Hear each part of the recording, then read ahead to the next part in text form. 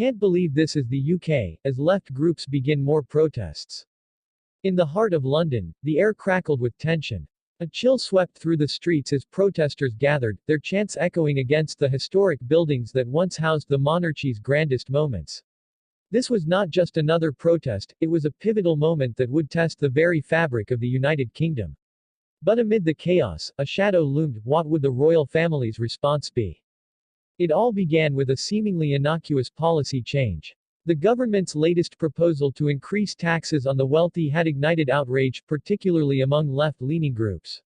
As people took to the streets, their anger quickly morphed into something more profound, an urgent call for systemic change. But what did this mean for the monarchy, whose wealth and privilege were often scrutinized? As the protests escalated, so did the conversation around the royal family's role in this unfolding drama. Viewers watching from home felt a mixture of concern and curiosity. What would the royals say? How would they navigate this turbulent sea of public opinion? Behind the gilded gates of Buckingham Palace, the atmosphere was anything but serene. Queen Elizabeth II, despite her advanced age, was acutely aware of the unrest. In her private chambers, she pondered the implications of the protests on her family's legacy. Would the monarchy remain a symbol of stability, or would it be viewed as an outdated institution clinging to power in a time of upheaval? As the protests grew larger, the palace released a carefully worded statement urging calm. But the response felt tepid, prompting fierce criticism from both sides of the political spectrum. The question hung in the air: was the royal family out of touch with the very people they were meant to serve? Just when it seemed the protests would dominate the news cycle, an unexpected twist emerged. A member of the royal family, Prince Harry, known for his progressive views, announced he would be attending a protest in solidarity with the demonstrators. This shocking move sent shockwaves through the media and public alike. Was this a bold statement of support or a reckless gamble? As the day approached, speculation ran rampant. What would Harry say? Would he advocate for change? Or would he face backlash for stepping outside the royal family's traditionally neutral stance? The stakes were high, and everyone was on edge, eagerly awaiting the prince's next move.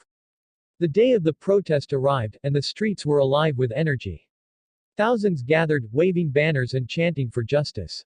As Prince Harry made his way through the throng of people, the atmosphere shifted.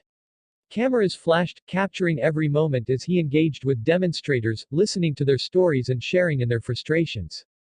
But just as he began to speak, a sudden commotion erupted. A faction within the crowd, disillusioned by the monarchy, began to shout him down. "You don't understand our struggle," they yelled. The scene was electric, with emotions running high, and the tension palpable. Would Harry's presence be a unifying force, or would it deepen the divide?